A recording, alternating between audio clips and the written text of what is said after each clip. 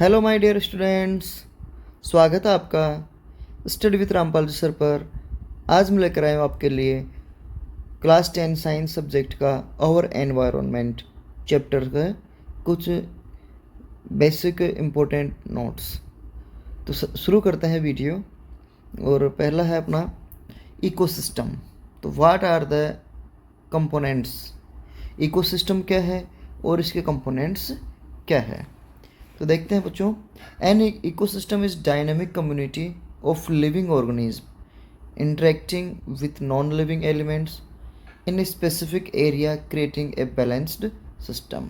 तो इकोसिस्टम एक dynamic community है जो कि लिविंग ऑर्गेनिज्म और नॉन लिविंग ऑर्गेनिज्म के बीच में आपस में इंटरेक्ट करते हैं और ये स्पेसिफिक एरिया और बैलेंस सिस्टम बनाते हैं। It maintains sustainability through continuous energy flow and nutrient cycling among components। और ये एक सस्टेनेबल कंटिन्यूस एनर्जी का फ्लो बनाते हैं, एक न्यूट्रिएंट साइकिल उनके कंपोनेंट्स के बीच में उसका भी एक क्या बनाते हैं, ये एक साइकिल बनाते हैं न्यूट्रिएंट्स का। डिसरप्शन सच एज पोल्यूशन और habitat loss can cause biodiversity decline and ecosystem instability. अगर पॉपुलेशन है, हैबिटेट लॉस है, ये बायोडाइवर्सिटी के अंदर या इन इकोसिस्टम की अनस्टेबिलिटी को कारण बन सकते हैं। इसमें जो बायोटिक कंपोनेंट्स हैं वो प्रोड्यूसर्स, कंज्यूमर्स और डिकम्पोजर्स इनसे आपस में इंटरेक्ट करके आपस में सपोर्ट ऑफ लाइफ बनाते हैं। जो प्रोड्यूसर्स हैं वो क्या होते हैं, जैसे प्लांट्स होते हैं, एल्गी होते हैं जो कि ऑर्गेनिक फूड बनाते हैं। और ये किसके थ्रू बनाते हैं, फोटोसिंथेसिस के थ्रू, सनलाइट का यूज़ करके।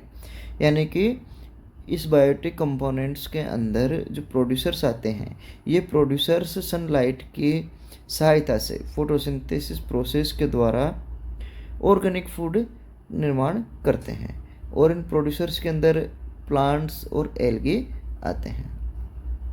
कंज्यूमर्स हैं, वो कंज्यूमर्स आर डिवाइडेड इनटू हर्बिवेरस जिनको हम प्राइमरी कंज्यूमर्स बोलते हैं लाइक डियर्स, कार्निवोरस जिनको अपन सेकेंडरी कंज्यूमर्स बोलते हैं like foxes, and top carnivorous जिसको अपन टर्सरी कंज्यूमर्स बोलते हैं like eagles.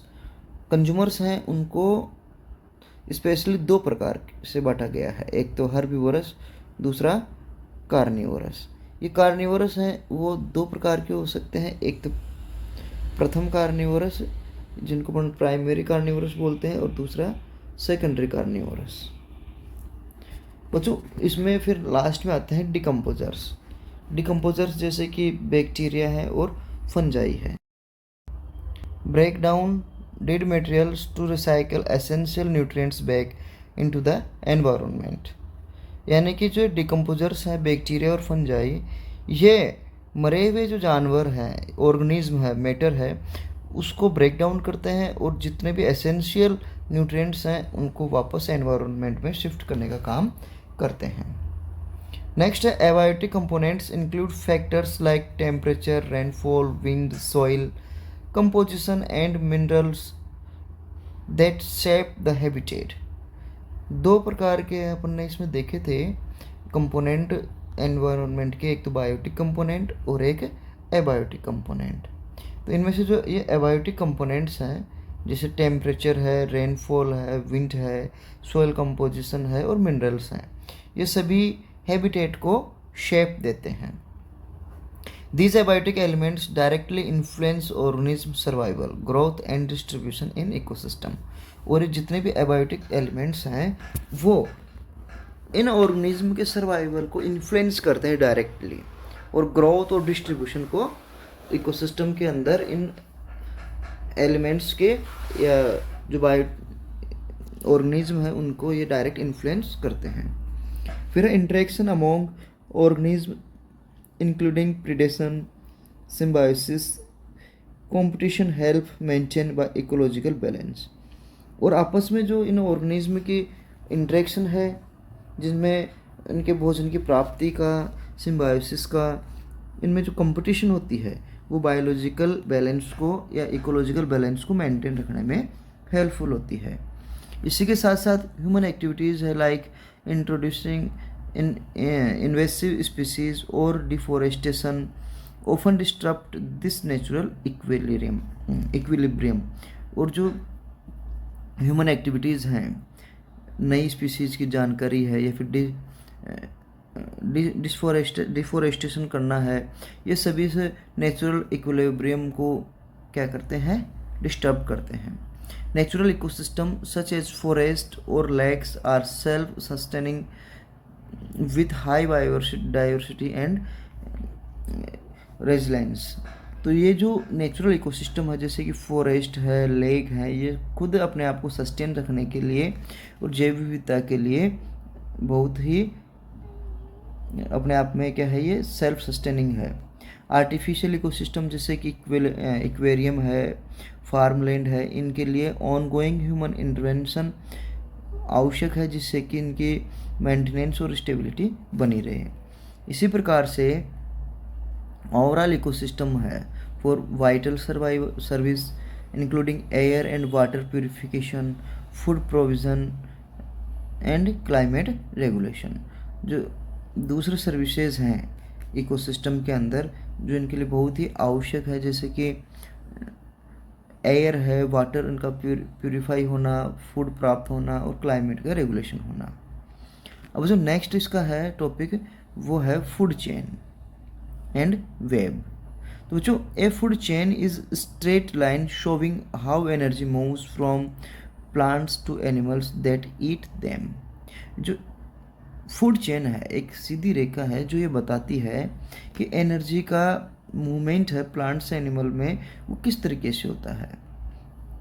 Only 10% of energy pass to the next level because some is lost as heat and in daily activities.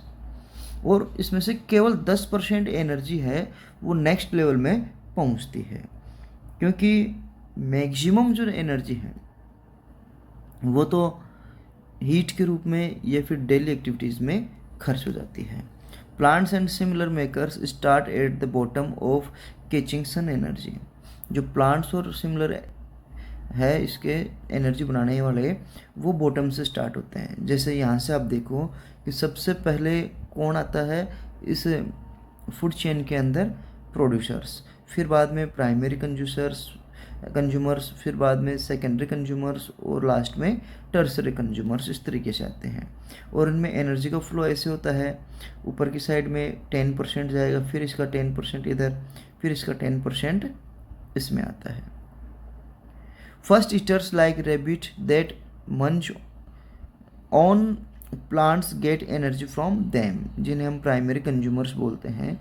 जो सबसे पहले जो रेबिट्स हैं, जैसे कि रेबिट्स हैं या जो हर्बीवोरस हैं, वो क्या करते हैं, एनर्जी प्राप्त करते हैं प्लांट्स से, जिन्हें हम प्राइमरी कंज्यूमर्स बोलते हैं। सेकेंडरी ईटर्स, जिसे हम सेकेंडरी कंज्यूमर्स बोल सकते हैं, ये जो सेकेंडरी कंज्यूमर्स हैं ये एनर्जी प्राप्त करते हैं किससे, प्राइमरी कंज्यूमर्स से, जैसे जिनको हम कार्निवर्स बोलते हैं like snake, prey on primary consumers. तीसरा है थर्ड टर्सरी कंज्यूमर्स। ये एपेक्स में होते हैं, प्रीडेटर्स होते हैं like hawks, occupy the top level with minimal numbers. और ये टॉप लेवल पे होने वाले होते हैं किसी भी फूड चेन के अंदर टर्सरी कंज्यूमर्स जो कम संख्या में होते हैं।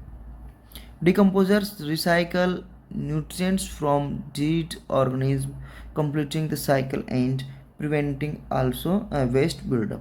और जो डिकम्पोजर्स हैं वो इस फूड चेन के अंदर सबसे लास्ट में रिसाइकल न्यूट्रिएंट्स के रिसाइकल करने का काम आते हैं। और ये रिसाइकल कैसे करेंगे, डेड ऑर्गेनिज्म से, और डेड ऑर्गेनिज्म के जो भी न्यूट्रिएंट्स हैं उनको वापस किसमें, सोइल के अंदर ट्रांसफ़र कर देते हैं। तो बच्चों आपके सामने ये कुछ फूड चेन दी हुई है। जो पहली फूड चेन है ये है फॉरेस्ट की, दूसरी है ग्रासलैंड की और तीसरी है पॉन्ड की। तो यहाँ आप देख सकते हो ये है प्रोड्यूसर्स, ये प्राइमरी कंज्यूमर हो गया और ये सेकेंडरी कंज्यूमर हो गया।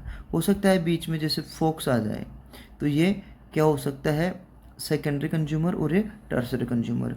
इसी तरीके से जैसे फार्मलैंड के अंदर है, ये प्रोड्यूसर्स हो गया, ये ग्रास ऊपर है, प्राइमरी कंज्यूमर हो गया, सेकेंडरी कंज्यूमर हो गया, टर्सरी हो गया, और इसके ऊपर एक और लास्ट का जिसके ऊपर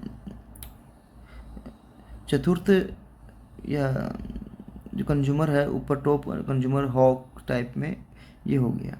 ऐसे ये पॉन्ड साइकिल है, यहाँ पर प्रोड्यूसर हो गया, प्राइमरी कंज्यूमर, सेकेंडरी और टर्सरी। इस तरीके से क्या है एक पूरा साइकिल होता है। और लास्ट में यहाँ अगर हम देखें तो डिकम्पोजर्स, ये डिकम्पोजर्स इन सब जब ये लास्ट प्रेडेटर्स हैं ये मर जाते हैं तो मरने के बाद में इनके शरीर का को डिकम्पोज करने का काम डिकम्पोजर्स करते हैं। अब एक एक्टिविटी देखते हैं, जैसे producers like plant and consumers like fish are highly interdepend on oxygen and population control. ये जो प्लांट्स हैं, कंज्यूमर्स हैं, ये एक दूसरे के ऊपर पूर्ण रूप से क्या रहते हैं, इंटरडिपेंडेंट रहते हैं, ऑक्सीजन के लिए भी और पॉपुलेशन कंट्रोल के लिए भी। अगर हम रिमूव कर दें प्रोड्यूसर्स को like plants lead to oxygen depletion and potential death of aquatic animals.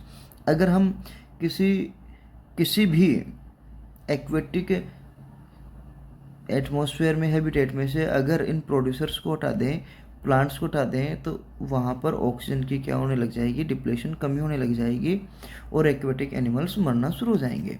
तो इसी तरीके से हम एक सिंपल फूड चेन अगर बनाएं तो एक्वेटिक की, तो इसमें प्लांट है, फिर स्नेल हो गया जो कि प्राइमरी कंज्यूमर है, स्मॉल फिश है सेकेंडरी कंज्यूमर, और लार्ज फिश जैसे कि लार्जर फिश टर्सरी कंज्यूमर्स हो सकते हैं। तो primary organism serve as the essential foundation converting sunlight into usable energy for the entire system. जो प्राइमरी ऑर्गेनिज्म है, जैसे कि जो एसेंशियल होते हैं किसमें, किसी भी और फूड चेन के अंदर, ये कन्वर्ट करते हैं सनलाइट को यूजेबल एनर्जी के अंदर। नेक्स्ट बच्चों, फूड वेब, ये effectively model nutrient cycling and relieve impacts of human activities like और फिशिंग। अगर अपन फूड वेब देखें तो जैसे ये आपके देख रखा है, इसमें आप देखो कि आपस में ही ये चेन एक दूसरे के अंदर क्या हो रहे हैं, एक दूसरे में इस तरीके से आप उसमें मिलकर एक वेब बना रहे हैं। और वेब बनाने के बाद तो इसे हम क्या कहते हैं, फूड वेब बोलते हैं। ह्यूमन इंडस्ट्री कौन कौन सी एक्टिविटीज़ हैं जो ह्यूमन लाइफ को या फिर इस इकोसिस्टम को, एनवायरनमेंट को इफेक्ट करती है। तो देखो, human industrialization release various pollutants that degrade environmental quality. Human industry है, उनके वेस्ट हैं, वो बहुत सारे वेरियस पोल्यूटेंट्स हैं वो रिलीज़ करते हैं जिससे कि एनवायरनमेंट की क्वालिटी डिग्रेड होती है। These activities impact air, water and soil. ये एक्टिविटीज़ हैं जो एयर पे, वाटर पे, सॉइल पे, इन पे इम्पैक्ट डालती है और leading and wide spread biodiversity loss, और बायोडाइवर्सिटी लॉस को बढ़ाती है। Resulting health issue include respiratory problems from air pollution and contaminated water sources। जो इनके द्वारा निकलने वाला जो पोल्यूटेंट है उसके द्वारा हेल्थ इशू है, रेस्पिरेटरी प्रॉब्लम्स है, एयर पोल्यूशन है, और बहुत सारे जो वाटर सोर्स हैं उनको नष्ट करने का काम करती है। Agriculture chemical run of because eutrophication resulting in algal bloom and dead ozone zones in water bodies। इसी तरीके से जो एग्रीकल्चर केमिकल्स हैं या फिर एल्गल बूम है, ये भी वाटर बॉडीज़ को प्रदूषित करने का काम करती है। Deforestation removes carbon sinks contributing to higher atmospheric carbon dioxide levels.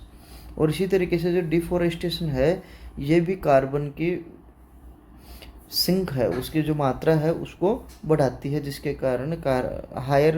जिसके कारण एटमॉस्फेयर में कार्बन डाइऑक्साइड के लेवल बढ़ता है। Improper waste accumulation disturb habitats and encourage the spread of invasive species.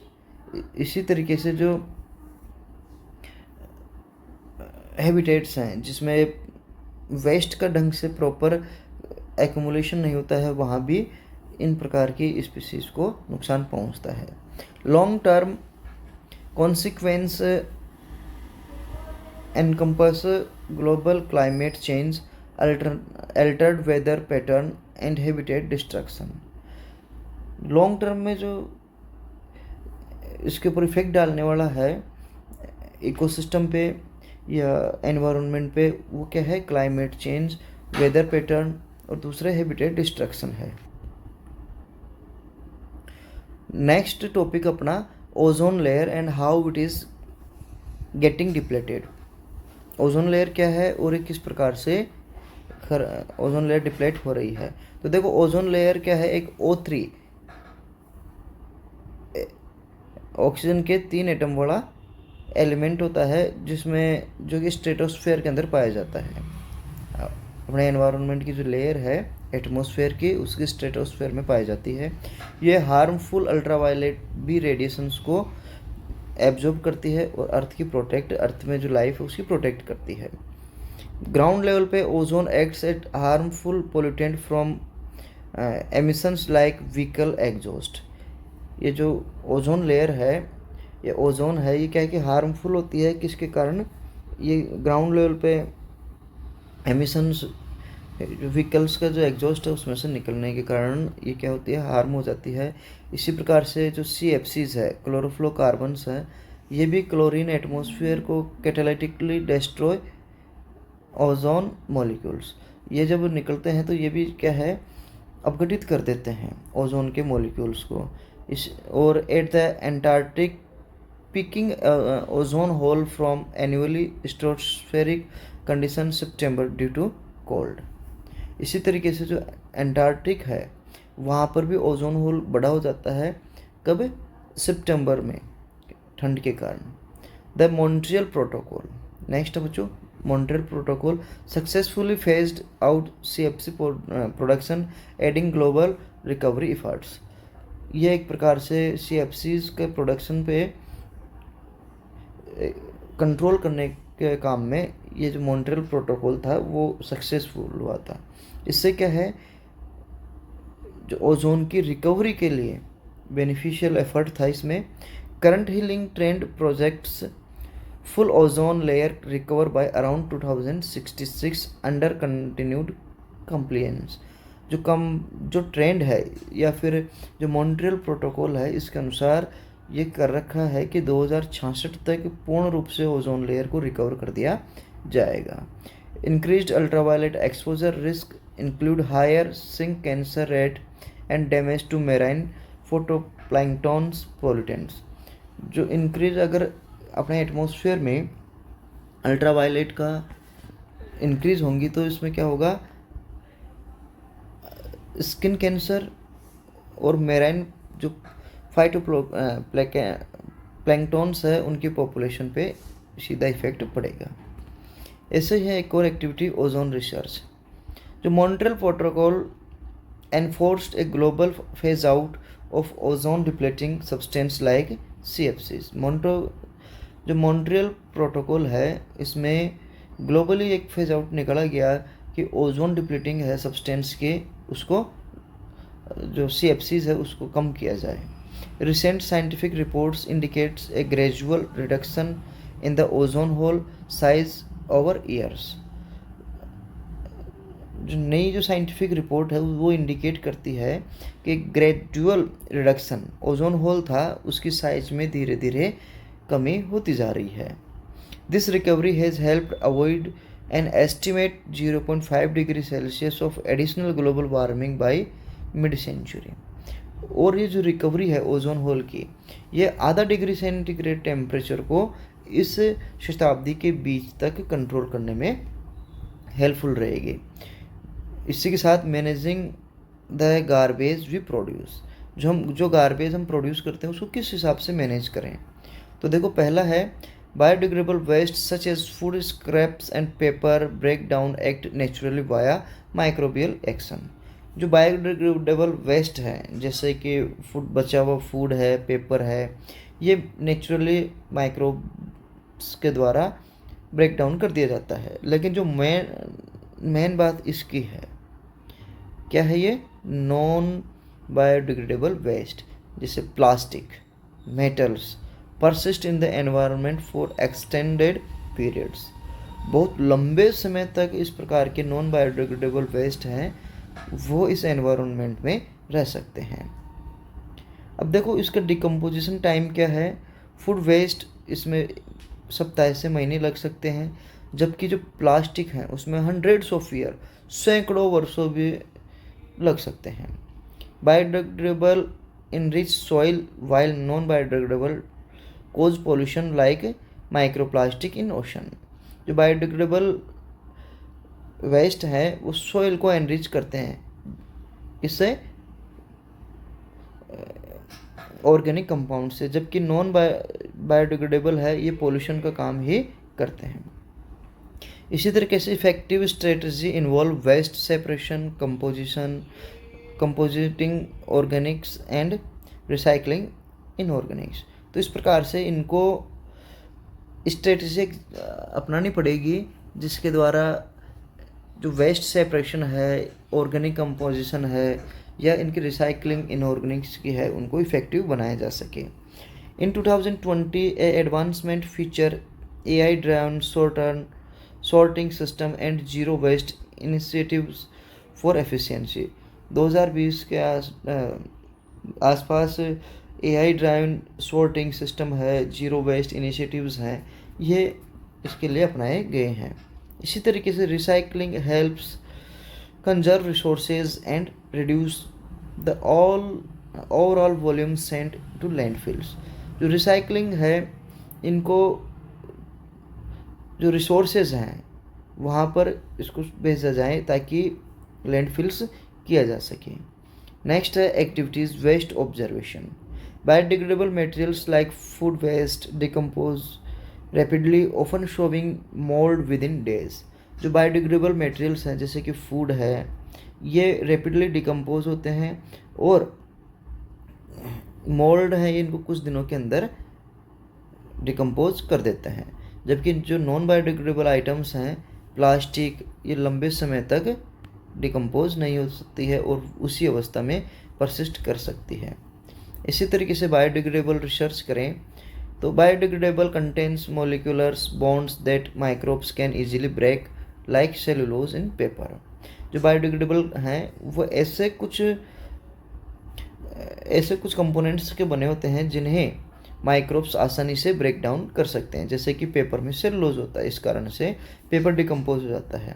जबकि नॉन बायोडिग्रेडेबल्स हैं उसमें स्टेबल सिंथेटिक पॉलीमर्स होते हैं, जैसे पॉलीथीन है प्लास्टिक के अंदर, ये स्टेबल होते हैं, ये डिग्रेड नहीं होते हैं।